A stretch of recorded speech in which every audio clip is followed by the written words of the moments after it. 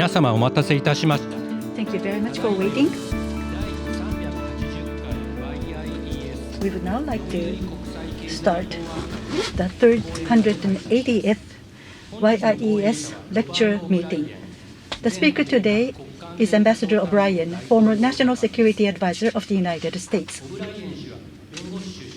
He was formerly an attorney, and he was in diplomatic engagement at the UN, and he also was engaging in release of hostages, and he was serving as a National Security Advisor under the Trump administration. He was the linchpin of the foreign policy of the United States. With Mr. Kitamura, Chairman of YIES, he's a counterpart when he was a National Security Advisor. The topic today is the present stage of Japan-U.S. security ties. Ambassador O'Brien will speak for about 20 minutes, and after that there will be a talk session with Mr. Kitamura. And in the remainder of the time, we'll have a Q&A session with the audience. My name is Kakuchi Funatsuki, Senior Research Fellow of the Yomiuri Research Institute. Would you care to proceed to the podium, please?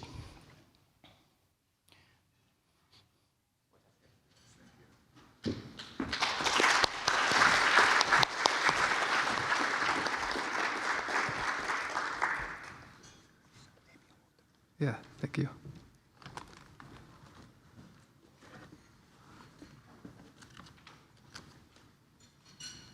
Well, thank you for that very kind introduction. That was wonderful.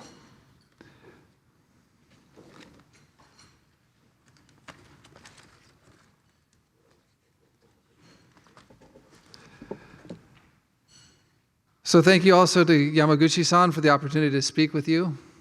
It's a wonderful and a very distinguished group.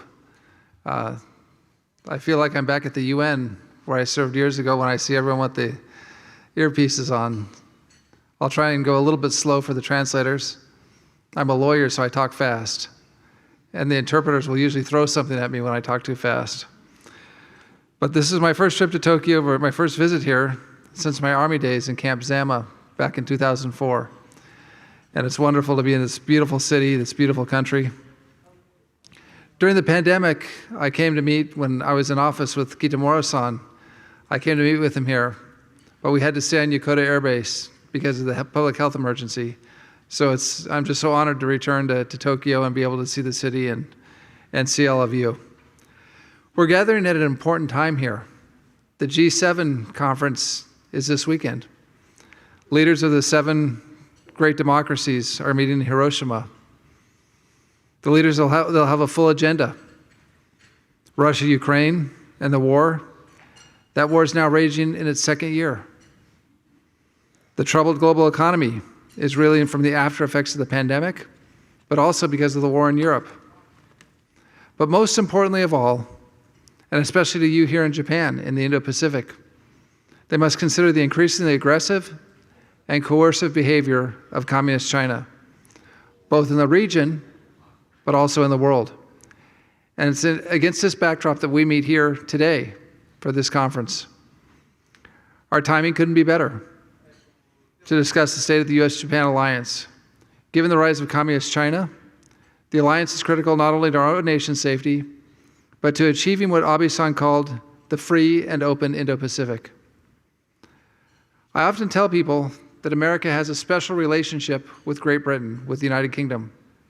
France is our oldest ally. But in light of the challenges that we face today in the Indo-Pacific, Japan is our most important ally. And I believe this alliance is the strongest it's ever been, but we can make it even stronger. Because strength is the best deterrent to aggressive adversaries, let me discuss steps that we can take to protect our way of life and protect our 2 nations. First, we must increase our military capabilities. And I commend Prime Minister Kishida and his government for issuing 3 strong policy documents last December: an updated national security strategy, a national defense strategy, and the Defense Buildup Program. I took note that the new national defense strategy appropriately identifies China as a matter of the highest priority, a serious concern, and an unprecedented and great strategic challenge for Japan and the international community. That strategy document is right on point. The strategy also described North Korea as an even more grave and imminent threat than ever before, and we're seeing that with the recent activities of Chairman Kim and his missile test. I agree with both of these assertions in the strategic document produced by the government of Japan. I also welcome Japan's decision to deploy long-range counter-strike missiles and to increase its defense budget to 2%. Now remember, as with NATO, the 2% is a floor for defense spending, not a ceiling. We need greater defense outlays as a free world. Now, Japan already has one of the most capable militaries in the Pacific, and an increased budget and a new arsenal of planes, ships, and missiles will only further fortify Japan's armed forces. This is a bold budget move by Prime Minister Kishida, and it sends a clear message to Beijing, Pyongyang, and Moscow. A Japan that is ready and able to meet the evolving threats to its country is good for the security of Japan, but also for the alliance, and it strengthens our alliance. The Beijing, Moscow, Pyongyang, Tehran axis is growing more aggressive, and so even more must be done by Tokyo and Washington. For example, Japan makes the best diesel-electric submarine in the world. It has a long ship life, the Soyuz submarine. It's like the Honda Accord that I drove in high school and college. It lasted forever. I only had to change its oil. Now that platform is critical to deterring the PLA Navy aggression, and it could tip the scale for victory should a war break out. But Japan retires these submarines too quickly, and it does so faster than other navies do. So by extending the Japanese submarine ship life, even by 5 years, the MSDF could go from a fleet of from 22 to 28 submarines with dispatch. I cannot emphasize the importance of this for Japan undertaking this program, for Japan, for America, and for the democracies in the Indo-Pacific, including Taiwan. Second, Japan should upgrade its 132 F-15s that are scheduled to be scrapped and make room for 105 F-35s due to be delivered in 24 to 38. Those F-35s are great planes, but the delivery window is long. And in the meantime, we need to keep Japan's aircraft inventory at 330 or maybe even larger. Now, considering the challenges we're discussing today, including China's rapidly growing military capabilities and the threat to Taiwan, a well-armed and modernized fleet of fighters would be an enormous asset, not only to Japan, but to the alliance and to the democracies in the region. We must prepare to fight tomorrow with proven platforms, as well as be prepared to fight in a decade or two with 5th and 6th generation fighters. Now, experts tell me that the F-15 JSI, the Japan Super Interceptor, will be competitive with the China's J-16 fighter jet, as well as an effective defense against the H-6 bomber. Now, unfortunately, only 68 of Japan's 200 F-15s are scheduled to get the JSI modernization. Industry experts say that it's possible to upgrade all of Japan's F-15s. And with that upgrade, Japan could, which is possible with the recent defense budget increases, that's the great news in the 2% number. There's enough funding to do so, and I urge Japanese leadership to consider this project very seriously. Third, Japan and the US can do more to support democratic Taiwan. I just returned from Taiwan. It's a wonderful place, as many of you know. It loves Japan. It's a great, great friend in the region. And Taiwan is a geopolitical linchpin in the first island chain and in the Pacific. And Japan knows this better because of the proximity to Taiwan and the southern island chain. Japan knows this better than any other country. The significance of Taiwan's location is critical to our defense, for America, for Japan, and for the entire Indo-Pacific. But Taiwan's more than a geopolitical place on the map. It's more than a producer of advanced semiconductors that we all need for our economies. It's a place that's a beacon of the rule of law and democracy. Because what Taiwan does is it gives lie to the CCP's claim that Chinese people can only be governed by an authoritarian hand from an imperial center. As your new national security strategy states, peace and stability across the Taiwan Strait are indispensable for peace and stability and prosperity of the international community. Again, a wise statement from Japan. And as Abe-san said, a Taiwan emergency is a Japanese emergency, and therefore it's an emergency for the Japan-US alliance. Now, there's much we can do together to support Taiwan, and our assistance can take many forms. And several examples include naval and air force training and exercises with Taiwan and Taiwanese forces, resilience and civil defense training for the people of Taiwan. We don't want them to experience the same terrors that are happening to the people of Ukraine. And if they do, they need to be prepared. Freedom of navigation patrols, or FONOPs, by US and Japanese naval vessels in the Taiwan Strait and in the South China Sea will help send a message. And President Xi will hear these messages. And those messages are the best chance of deterring a war. The reason for being strong, the reason for peace through strength, is to avoid a war, not provoke one. Fourth, America and Japan must continue to lead our partners by implementing the strategic framework that ensures the Indo-Pacific remains free and open. This was the vision espoused by the late Prime Minister Abe. President Trump adopted and expanded Abe-san's concept through the implementation of the Indo-Pacific Strategic Framework, which we declassified at the end of the Trump administration, so the world could see what we were doing as allies together to protect this beautiful part of the world. Since then, and including under the Biden and Kishida administrations, our two countries have worked to counter China's coercive and aggressive behavior. And other nations in the region have followed our lead. They followed the lead of Japan, they followed the lead of America. South Korea recently announced its strategy. ASEAN, Australia, the UK, Canada, India, and the Philippines have all adopted Indo-Pacific strategies and policies.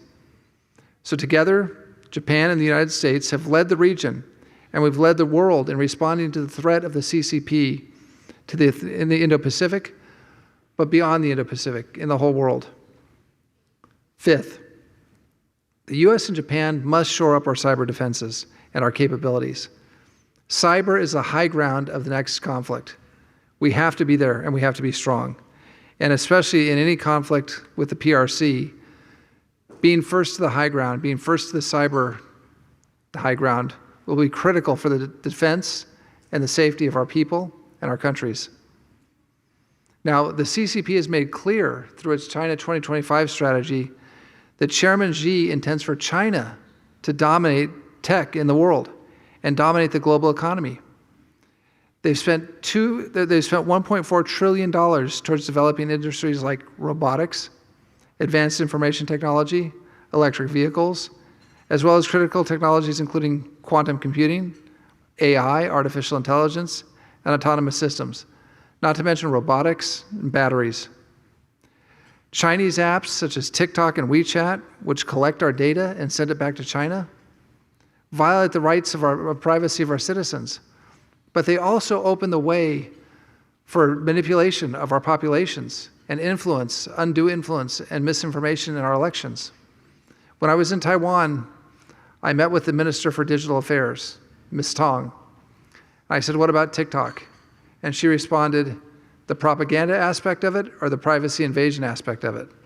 And that summarizes TikTok in a one sentence.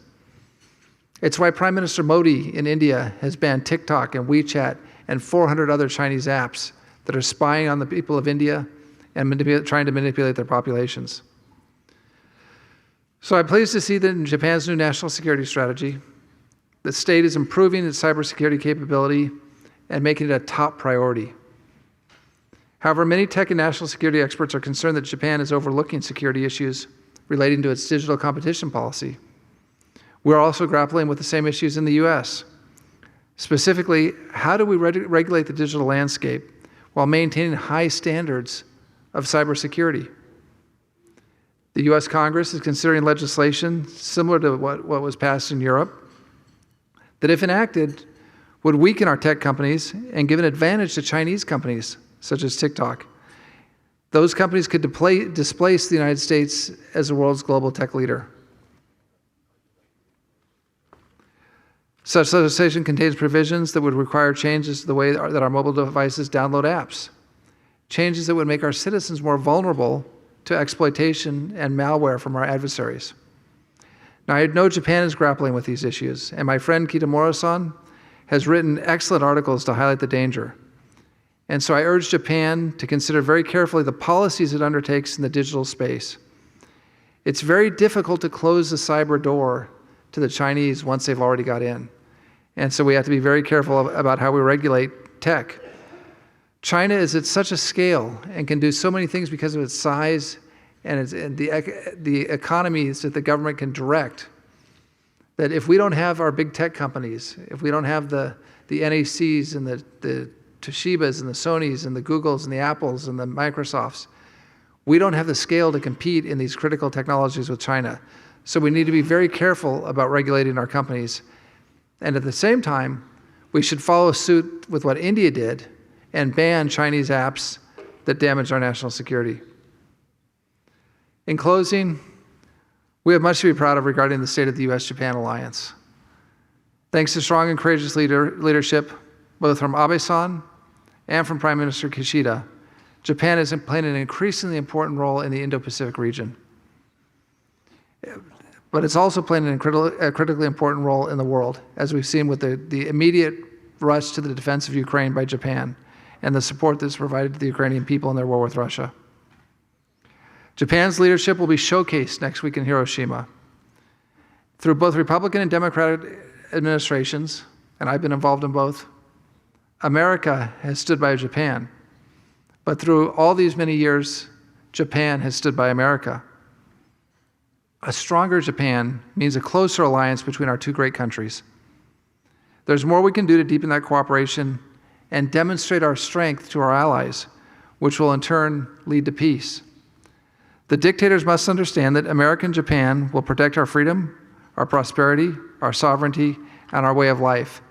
And that's what Ronald Reagan talked about when he talked about peace through strength. So with that, I'm looking forward to having a conversation with my friend Kitamura-san. May God bless Japan, and may God bless the United States of America. Thank you.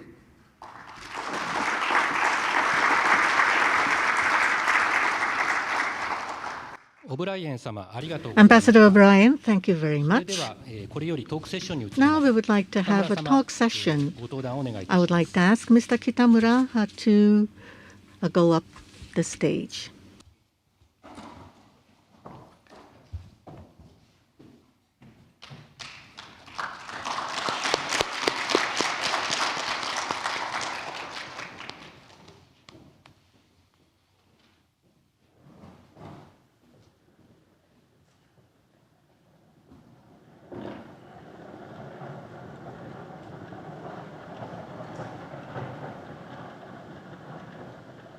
Well, that was impressive. Quick action by the staff there. Yeah, thank you very much. And first of all, welcome to YIES. It's one of the most prestigious conference arena in Japan. And we are so honored to receive your marvelous speech in this conference. Thank you very much for your marvelous speech, which described correctly the status of US and Japan alliance. Furthermore, I appreciate very much your concrete proposal for the enhancement of the alliance of two countries. This talk session, I am the moderator. I have a various questions from the auditors. First of all, in a few days, the leaders of the most democratized countries gather together in Hiroshima. You mentioned about the importance of the role of the G7. after the invasion of Russia against Ukraine, G7 advanced the policy for Ukraine and the sanction against Russia. My first question is what kind of the leadership do you expect Prime Minister Kishida in Hiroshima G7? Well, first of all, I want to thank you again for having me, and it's such an honor to be here with Kitamura-san. When we were both in office, I tried to speak with him every week, and he's a treasure here in Japan. But I can tell you, national security advisors around the world, Meir bin Shabat in Israel, Mark Sedwell, Lord Sedwell in Japan, or in the UK, Emmanuel Bon in France, myself in Washington. We all relied on the wisdom of Kitamura-san and his advice, especially when it came to this critical region of the world, where the world economy has its greatest share, where the shipping is so critical. This region is so important to all of us, and we all relied on Kitamura for advice and wisdom. And so thank you for that. I appreciate the time that we had together when we were both in government. Now we're both in the private sector, and it's great to be back with you, my friend. With respect to the question, I think that Kishida-san is going to have a great opportunity to display the leadership of Japan at the G7 conference. The G7 conference is perhaps the most critical conference in the world every year, when the heads of state of the great democracies, of the like-minded countries come together, the biggest of them. And that leadership, the combined collective leadership of that group, then steers the course of history.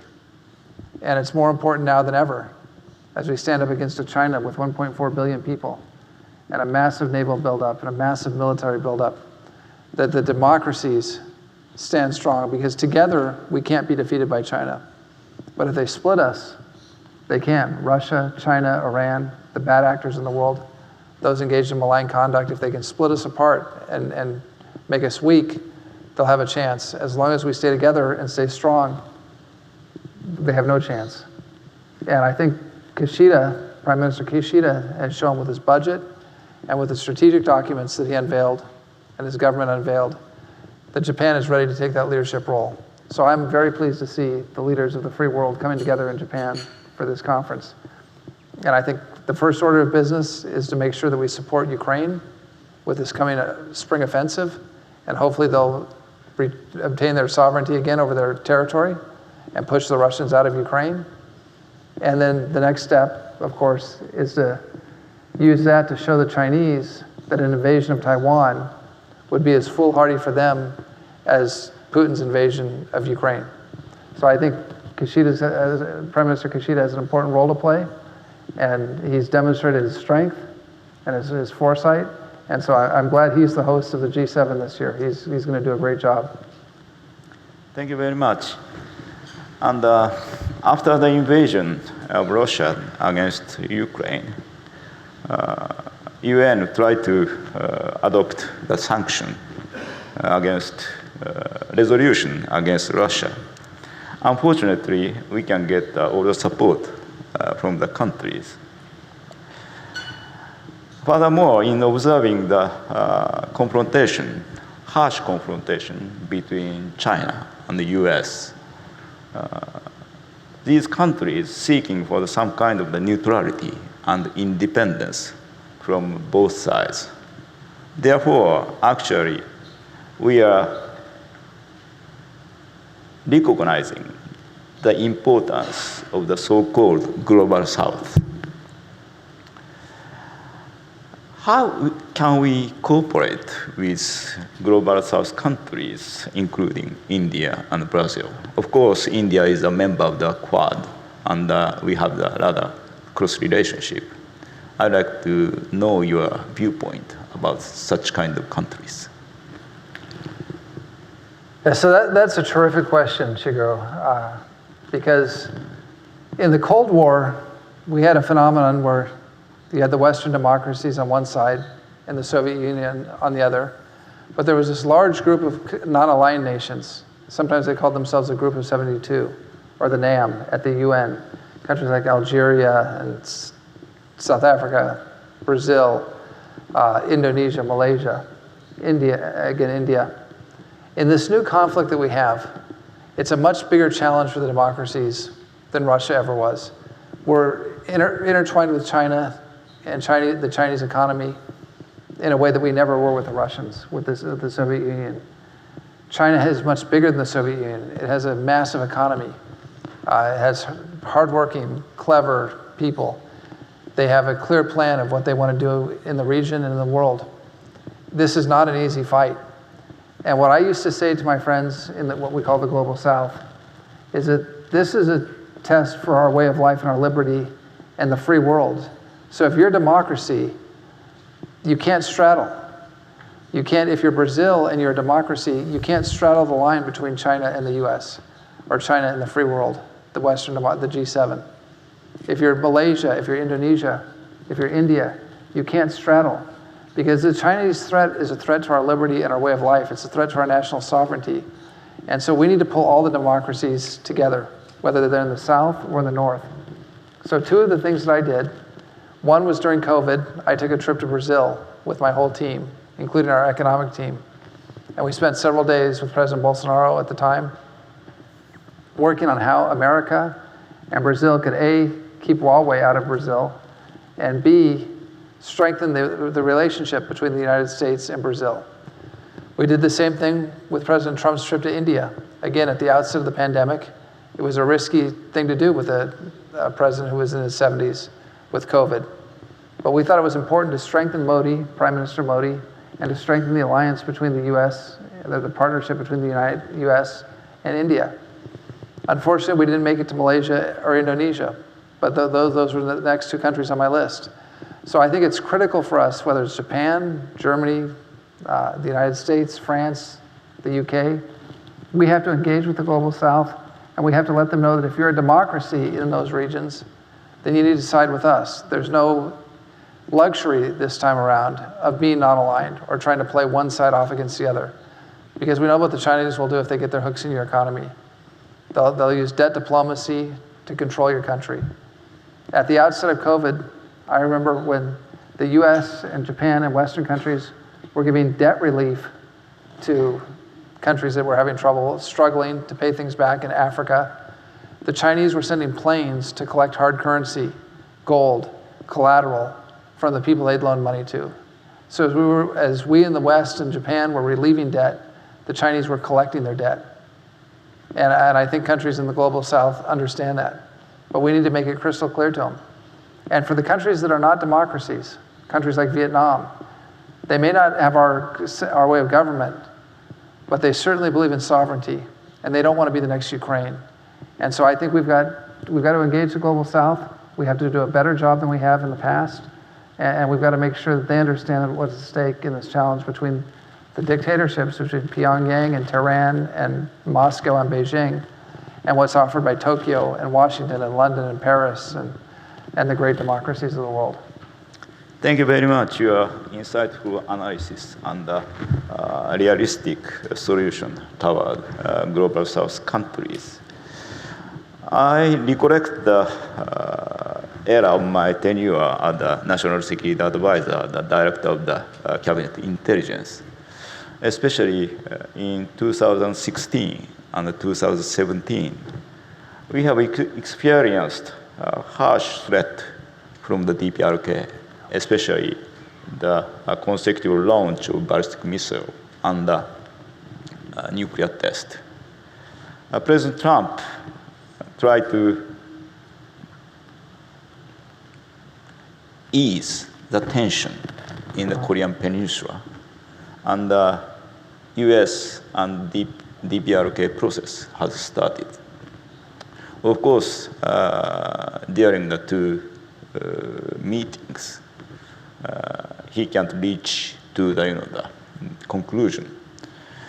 But actually, such kind of threat has restarted last year and this year. How do you observe and analyze the Kim dynasty and the DPRK? So another good question, and it's a particularly important question for the people of Japan, because Chairman Kim has started launching missiles again, ballistic missiles, over Japan. And all it takes is for one of those missiles to go off course or to have a malfunction. And could you imagine one of those missiles coming down here in Tokyo, in this beautiful city? And all of a sudden we have a crisis that could turn into a war, could potentially turn into a world war. So it's a very dangerous situation. And we had come to an accommodation with the North Koreans, where during the last 2 years of the Trump administration, there were no ballistic missile tests, and there were no nuclear tests. Now, the North Koreans still have not tested a nuclear weapon. It may be that they have technical difficulties doing so, or it may be that they already feel that they've done enough tests and they have a perfected bomb that they don't need to further test. But this restarting of the missile program is troubling. The only good thing I can think of, Shigeru, with respect to North Korea is that unlike Tehran or Beijing or Moscow, which want to expand, Putin wants to reinstitute the Russian Empire and invade the Baltic states. He's already invaded Ukraine. He wants to reclaim what he thinks was unfairly taken from the Soviet Union. Unlike Beijing, which wants to take the entire South China Sea to itself, and has said in Singapore, we can do these things because we're a big country and you're little countries. Unlike Tehran, which is involved in proxy wars in Iraq, Syria, Lebanon, Yemen, other states in the Gulf region, Gaza. Pyongyang really has nowhere to go. They don't want to be a regional hegemon, or they don't have that ability. They can't go north to Russia or China. They can't go south to South Korea, which is highly capable and has American troops. And Japan, putting aside the nuclear issue, would finish North Korea off in a war very quickly, in my opinion. So I think a lot of what we're seeing in North Korea is the Kim family dynasty playing out, how it stays in power vis-a-vis the generals in the army, who is going to succeed Kim Jong-un when he passes, although he's a relatively young man, so he may be on the scene for some time. So I kind of say it's like a mafia that's taken over a country. But I don't think it has the same expansionist capabilities or ideology that we see in some of the other malign actors in the world today. So I think that's good news. The bad news is that he's launching ballistic missiles over this beautiful country. And if something goes wrong, it could go horribly wrong. And so we need to take tougher action. The reality is the only country that has the leverage to take the action against North Korea that needs to be done short of war is China. North Korea is 100% dependent on China for its imports of coal and oil and everything it needs to keep the regime alive. And so if China won't take action on North Korea is going to continue to do what it's doing. And again, even if it's a sin of omission, and even if Kim doesn't ask for permission from Xi for every missile test he does or every nuclear test he does, the fact that the Chinese don't cut off the North Koreans is another indictment of what's happening in Beijing right now.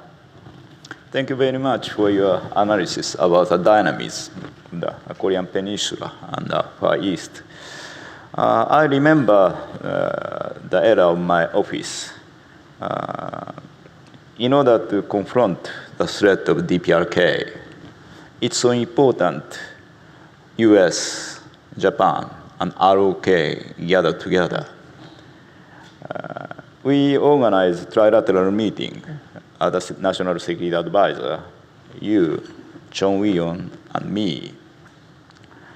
You understand very well the cohesive power of three countries, and you called me with Chung Won to the Oval Room with President Trump.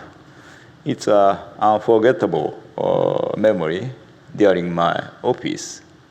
But unfortunately, at that time, the relation between Japan and the ROK doesn't go very well. Not only because of our attitude, but also the attitude of the Moon Jae-in. Also, I think you can understand our standpoint. and you can understand the standpoint of the former government of the ROK. After the arrival of the President Yoon, the posture is dramatically changed. Actually, we can achieve the new stage of the cooperation among US, Japan, ROK. How do you evaluate the actual situation of the three countries? So I remember that meeting that we had in the White House very well. Yeah. We were trying to save the GSOMIA and the Joint Intelligence Sharing Agreement between Japan, the United States, and Korea. There's obviously some history between Japan and Korea, and there were some ill feelings. But you know what we did? We did what diplomats do, and we got through it, and we came to an agreement. And President Trump then hosted everybody in the Oval Office, and one of the great pictures I recall from my time is you and Director Chung and the President together, and celebrating the fact that even though it was tough diplomacy, we got through it and we got the agreement done, even under difficult, trying circumstances. And I think that's what good diplomats do, and you did a great job for your country, and Japan can be proud of you for what you did in that meeting. But today we have a different situation, as you point out. And I tell you, I think one of the great things, you know, my wife is here with me and is a great supporter and helped me in everything I've done in my career, including as National Security Advisor. She sees me on TV or she sees me give these speeches, and she says, "No, that was a downer. That wasn't very nice. You know, that was depressing." And she's right. The world's a dangerous place. There's a term we have from a show called Saturday Night Live in America. Some of you may know the term Debbie Downer. And she says, "You're a Debbie Downer sometimes when you give these talks." But there's good news in the world. And I think one of the pieces of really good news in the world today is the relationship between Prime Minister Kishida and President Yoon in South Korea. Two of the most dynamic places in the world as we confront the tech mastery but it's a dystopian black tech mastery that we're seeing out of Beijing. When we see the creativity of Japan and the creativity and innovation in South Korea, I mean, think about it. South Korea was poorer than North Korea 50 years ago. And when you go to Seoul today and you go to South Korea and see how dynamic it is, two great countries. And together in this region, Japan and the Republic of Korea, the ROK, working together is an unbelievable force for good in the world, a force for good in the region. And I think President Yoon and Prime Minister Kishida coming together and having the summit that they recently had gave a lot of hope to the free world that we can get our act together, that we can work together, and that we can deter our adversaries. And so I think it's one of the most positive developments that we've seen. Now again, the LDP has a good record here in Japan. In places like South Korea or America, the parties go back and forth pretty regularly. And so the real challenge will be for Japan is what happens if there's another liberal, socialist or liberal government after President Yoon. Can you get enough momentum going now between Kishida and Yoon to make sure that whoever the new government is in Korea, that relationship continues to move forward and is strong? And I think it's that's a piece of real good news for the world, is what's happening between Korea, South Korea, and Japan. Thank you very much. And me too, I hope the momentum between two countries will continue. At the same time, I'm so pleased that the President Yoon shared the universal value, free and open in the Pacific. Shigeru, sorry to interrupt you. Wouldn't it be great if South Korea joined the Quad? I mean, that would be terrific news if we could have South Korea join the Quad, in my view. Really? That would be powerful. I have a little bit different, viewpoint. And you reiterated the importance, the safety and the stability of the Taiwan Strait. For the Taiwan, the 2014 is important election year. I think the political situation give a rather serious impact to the security situation of Taiwan. How do you predict the result of the presidential election of Taiwan? You visited Taiwan recently, and you can feel the political atmosphere there. So I'm notoriously bad at predicting election outcomes. First of all, I'm terrible at it in America. If you look at the candidates I supported, Governor Romney twice, Governor Walker, I was with President Trump in the last election, I lose all the elections that I get involved in. So take my predictions with a grain of salt. And it gets worse overseas. But I will say when we went to Taiwan, as Americans, it's not our job to decide which party should win an election in a democracy. And Taiwan's a great democracy. In fact, I think it's one of the great success stories of a country moving from authoritarianism to democracy that we've seen in the last 50 years. And the democracy is robust in Taiwan. So I met with KMT leaders. I, of course, met with President Tsai multiple times during that visit. And the KMT is, look, the DPP, President Tsai has been in power for 8 years. And in most democracies, the voters kind of want to change.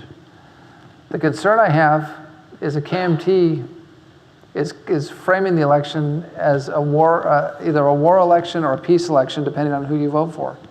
If you vote for the KMT, you're voting for peace across the Taiwan Straits. If you vote for the DPP, they're the party of war. And I don't think that's the case. And so I'm concerned about Chinese misinformation in the campaign. I'm concerned about some of the things we're seeing right now that China is doing to influence the election in Taiwan. For example, they're putting out advertisements or memes on TikTok and other social media showing the U.S.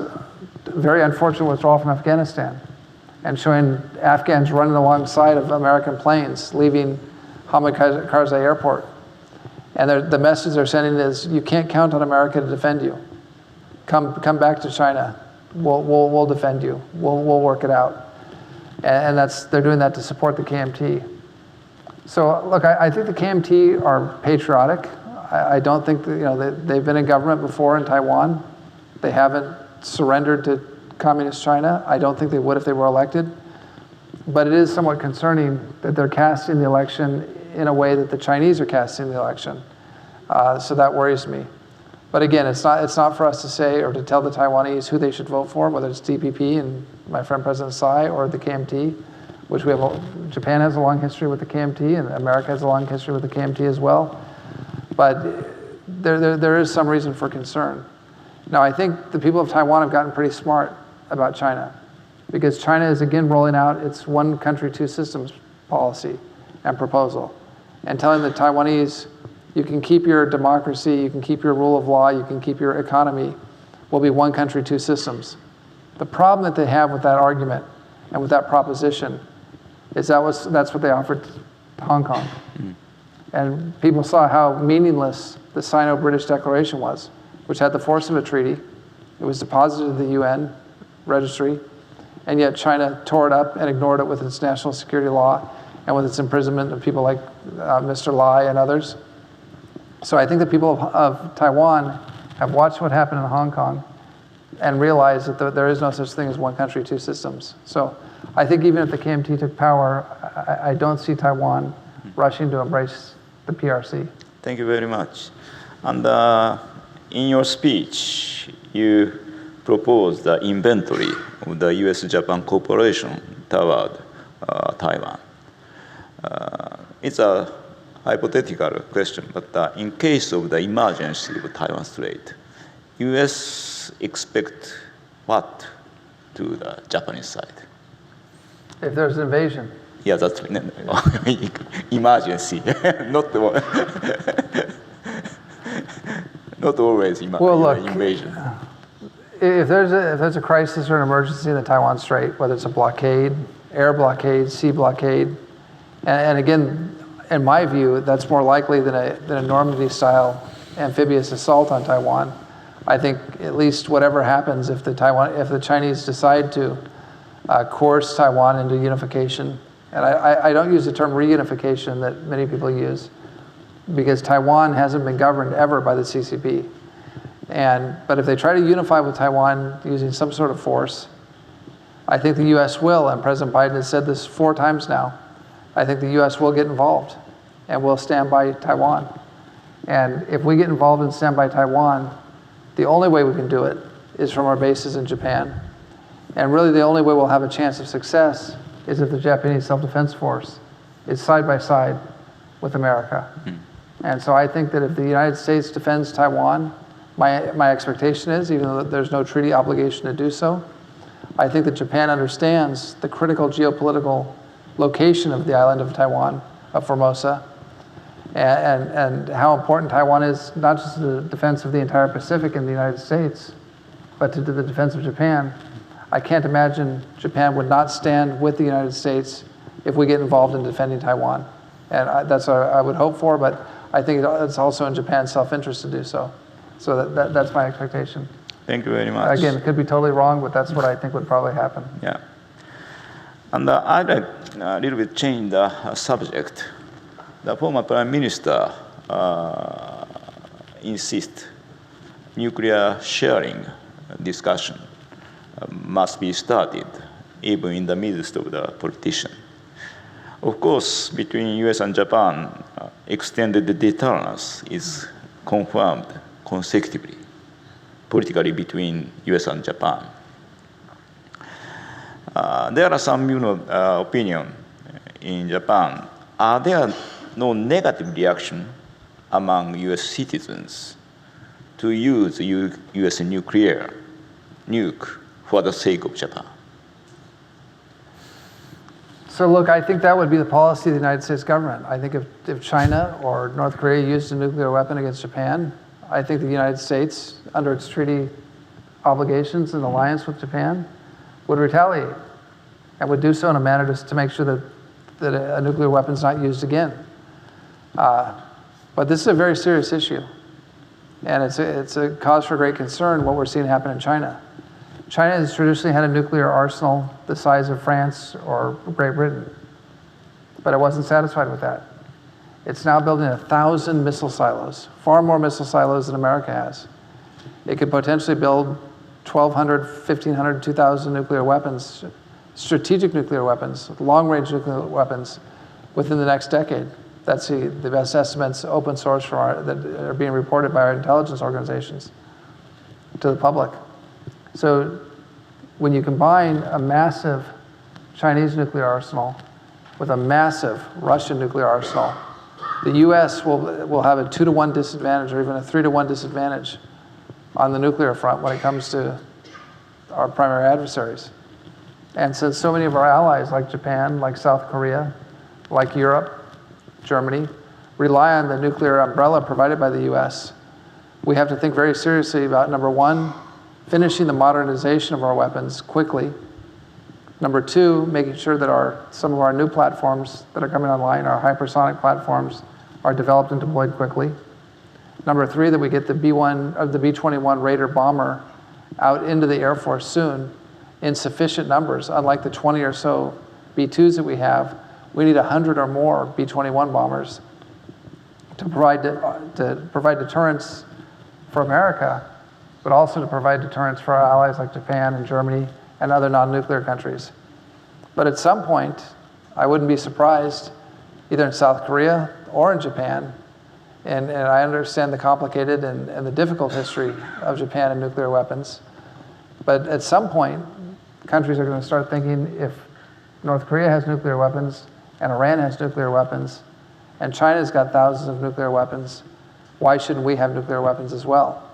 And so I think it's better to have non-proliferation, but unfortunately with North Korea and with this massive nuclear buildup that we're seeing in China, I think at some point our allies are going to start considering having their own nuclear deterrent. And that's not there's a real basis for that. Thank you very much for your detailed explanation about this issue, very delicate issue. There are lots of questions, and I changed a little bit subject also. And there, as you mentioned, there is currently a discussion on OS regulation in the mobile sectors from the perspective of promoting competition. Thank you very much for your citing my article. How do you think about this situation? in the United States. At the same time, European country is a spearhead of digital platform regulations. But technology is transferred from the US, and the US is the most important ally for Japan. I think in this field, regulation from the viewpoint of the competition, maybe I think the US and Japan do the same steps for the regulation. What do you think about that?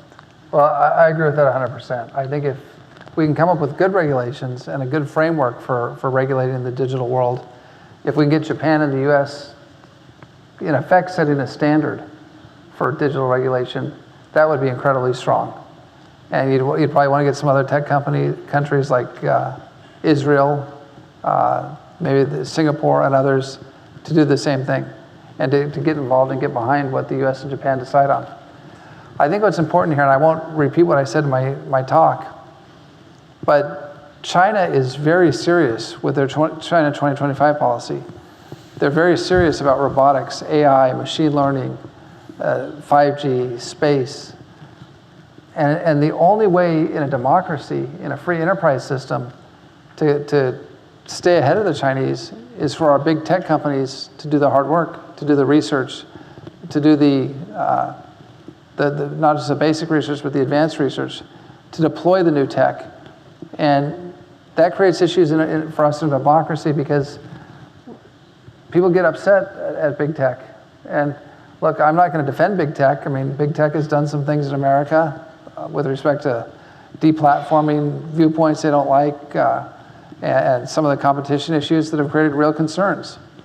And so the natural tendency is to say, well, let's punish them. Let's break the companies up in an old-style antitrust fashion. Let's try and foster more competition. But when we think about 10 of the top 20 tech companies, biggest tech companies in the world, being in Beijing, even if we're frustrated with our big tech companies, whether they're here or in Japan or in America or in Europe, breaking up our tech companies and hurting them, the very companies that have the scale and the size and the money and the resources to make the big advances in AI and quantum, and breaking them up and leaving that playing field to the Chinese alone because we're frustrated, I think is a bad idea. So I think if we're going to have regulation, it needs to be targeted. We need to use a scalpel and not a sledgehammer. But regulators like to use a sledgehammer. They don't like to be tactical and smart about it. But we've got to be very smart with our regulation because, again, we're in a competition with China. If this was just what was happening in the US or just what was happening in China, or excuse me, in Japan or in the EU, like the old days, maybe you could use more of a blunt instrument. But given what we're facing with China, I think hurting our tech companies, we're only hurting ourselves. Thank you very much. And time is running, and maybe this is a last question from me. Maybe next one is post from the auditors. I'm so happy that President Biden come to Japan despite the debt ceiling issue. What kind of does it have to the president election, this default and then debt ceiling issue? Maybe it will be the resolved, and it's the impact is rather small. But at the same time, I like know your prediction about the presidential election in 2024. Now you're putting me on the spot, Shigeru. Yeah. Well, look, the comment I'll make for President Biden coming to Japan is I think that's good for the alliance. I think it's good for my country, America, and I'm on the other side of the aisle from President Biden politically. But I think it's important for the American president and the Japanese prime minister to meet as often as possible. And to have the G7 together, I think that's important. Now, President Biden is going to be running as the oldest person. First of all, he's the oldest president we've ever had. And when he runs again, he'll be the oldest person ever to run for president as a party nominee, assuming he obtains the Democrat nomination, which I expect to be the case. So I think if he can take a trip here and do well and perform well on the world stage, and I think he's going to Canberra or Sydney after this trip to Japan, if he can go to Australia and perform well there, and he can show that he's robust and vigorous, I think that helps him in his campaign. But I think that's a secondary issue. I think the primary issue, the reason he's coming, is because of the challenges we face in the free world. And Japan is the leader of the G7 this year. And of course, Australia is a critical ally in the Indo-Pacific and the South Pacific region and Oceania. So I'm glad he's making the visit. Look, as far as the bigger election, on the Republican side, it's really a two-person race. There's a number of candidates running. They're all good men and women. Nikki Haley's great. Senator Tim Scott's terrific. These are friends of mine. Vice President Mike Pence may run. My friend Mike and colleague Mike Pompeo decided not to run. But the two-man race is going to be between President Trump and Governor DeSantis. They're both formidable candidates. President Trump right now is way up in the polls, 20 to 30 points. And so it looks today, if the election was tomorrow, that President Trump would be the Republican nominee and President Biden would be the Democratic nominee. And you could have a rematch. Now, I think both sides want that rematch in some ways. I think the Democrats feel that they can win the same way they won the last time, probably with President Biden not campaigning a lot, but making statements from the Oval Office and the Rose Garden, the White House. I think Republicans believe that this will be the first time in American history if those are the two candidates. And again, there's no guarantee. There's a guy named Gavin Newsom, the governor of California, who would very much like to be the Democrat nominee. Pritzker, who's the heir to the Hyatt hotel chain fortune, is the governor of Illinois. He would very much like to be the Democrat nominee. He engineered for the convention to be in Chicago. So I think he's hoping that maybe Biden drops out at the last moment, and with the convention in his hometown, he'd have an advantage. So there's no guarantee it'll be Biden versus Trump, but if it is, it'll be the first time in American history where we have two presidents running against each other, both of whom have 4-year records to compare one against the other. And I think Republicans feel that things were pretty good in the Trump years on a policy basis, put aside what people think about the personalities involved.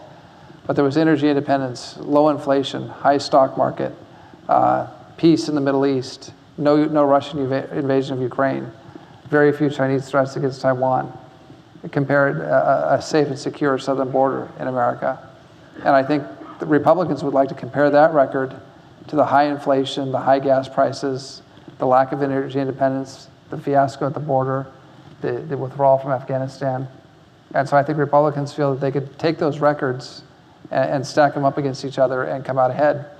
But again, with the candidates who are running, they both have interesting personalities, and we'll have to see how that plays out in the election. So I'm not going to hazard a guess. I think the likelihood, again, if the election was tomorrow based on the polling, President Trump would win the nomination and would win the general election.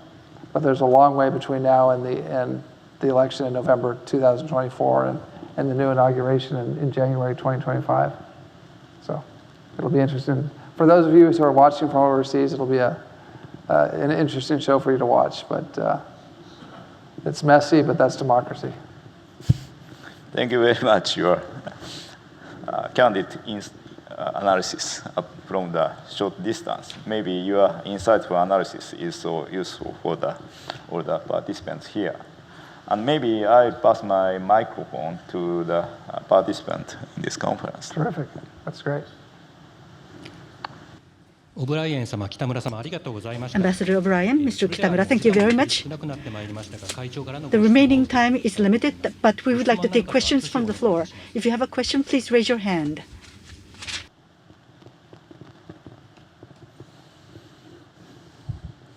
Shigeru, great questions.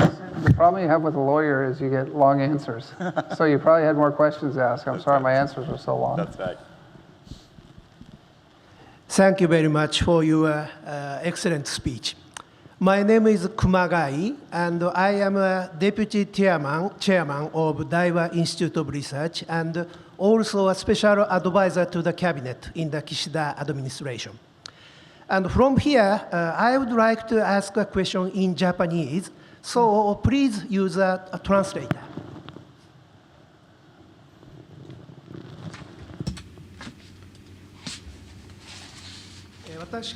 So from my side, I'd like to ask a question from the perspective of economic security. The difference between Trump administration and Biden administration vis-a-vis China.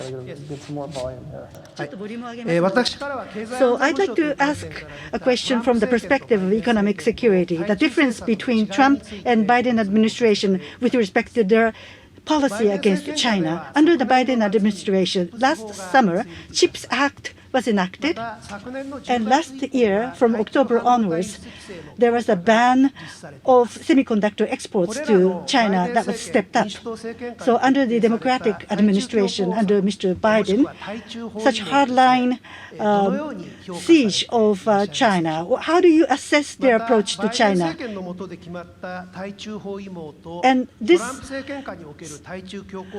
hardline stance by Biden administration and under the Trump administration, what are the differences?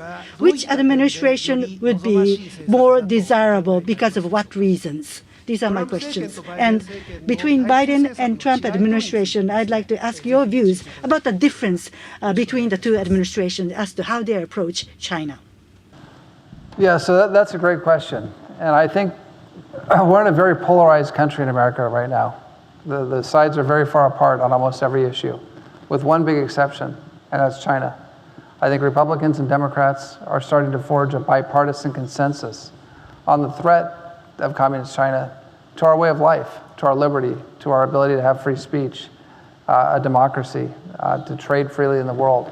So I think the Biden administration, and I've complimented them on this, I came out and supported the CHIPS Act, as did former Secretary Pompeo. We were criticized by some of our Republican colleagues because it's industrial policy. As conservatives, we don't like industrial policy. But it was important because of the sunk costs of chip makers in places like China to give them some incentive to come back to either onshore in America or to nearshore or friendshore, so that we can have a supply chain that's not dependent on the People's Republic of China when it comes to silicon. So I applaud the Biden administration for some of the things they've done. I think they need to go further. And I think with the designation of companies that are in China that are involved in civil military fusion and involved in dual use technology that's building up the Chinese military, I think it's important that we list those companies and designate them. I think in America we need to make sure that the Chinese don't buy farmland. The Chinese are buying farmland all over America, but really critically near our military bases and our Air Force bases. And can you imagine if American companies tried to buy farmland near People's Liberation Army rocket forces bases? Can you imagine Xi allowing that? It would never happen. We need to ban TikTok. That's a big difference between the Trump administration and the Biden administration. We banned TikTok at the end of our administration. It was overturned by the courts, but also by Biden. So the fact that we're allowing some 400, 500 Chinese apps to operate in America and do surveillance on their expats and on their students studying abroad, to divide the country, to put horrible things on TikTok for our youth, that needs to stop. So that's the difference between us and the Biden administration. Although I think that even the Biden administration is moving towards a TikTok ban. We have Confucius Institutes in America at almost every big university. And the Chinese use those institutes to spy on Chinese students, but also to steal or appropriate technology and research from the universities. We need to shut down all the Confucius Institutes. So there are more things that need to be done by the Biden administration, but I do applaud them for leaving most of our framework in place, for leaving our Indo-Pacific strategy in place, and for taking some actions that were very important, especially with the Inflation Reduction Act, battery provisions, and the CHIPS Act. But I think that more can be done, and I think if you see a Trump or a DeSantis administration, you're going to see far more done on the China file when it comes to farmland, when it comes to Confucius Institutes, when it comes to TikTok, and those are just things within our control. And then the other thing we need to do is we need to rebuild our military. We got it started with the modernization of nuclear weapons. We have a fairly healthy military budget, defense budget now, but the Biden administration proposals were very low.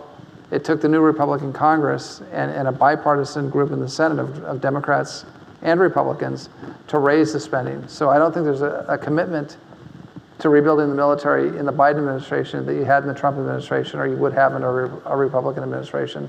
They were kind of forced into it. They don't really like it. So I think there are clear differences. But having said that, I think generally there's a bipartisan consensus that China is a threat to America, its allies and partners, and to the way we conduct ourselves and live our lives. We don't want a society where there's a genocide taking place like what's happening with the Uyghurs in Xinjiang. We don't want countries conquering their neighbors because they can, because they're bigger, like we had in Tibet, or we don't want to see democracy extinguished like we saw in Hong Kong. We don't want to see the global commons, or the Pacific Ocean, a big chunk of which is in the South China Sea, taken over by the Chinese and declared a Chinese lake. The South China Sea is one of the biggest bodies of water in the world. It's not some little lake near Beijing. And for Beijing just to claim it with no basis in international law, because they have historical rights, because the Chinese admirals sailed through the South China Sea 1,000 years ago, that it's now theirs. I mean, that's crazy. So we don't want to live in a world like that. And I don't think Japan does, and I don't think most of our neighbors do. So I think there's a consensus on that between the two parties. And that's a good thing for America, and it's a good thing for our friends. But great question.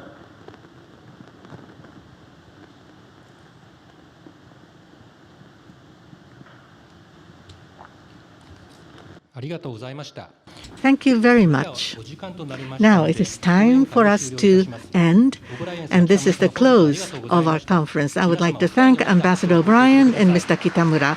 A big applause for both of them, please. Thank you very much. Thank you.